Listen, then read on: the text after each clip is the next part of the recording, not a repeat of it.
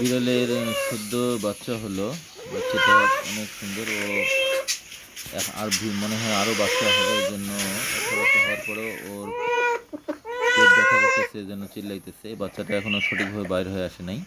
বাচ্চাটার এখনও এর যে নাড়টা আছে ও আটকানো আছে, পেটের ভিতরেই আছে এখন নাড়টা। ও চেটে চেটে বাচ্চাটাকে সুস্থ করার চেষ্টা করছে এবং বাচ্চাটাকে নাড় থেকে আউট করার চেষ্টা করতেছে।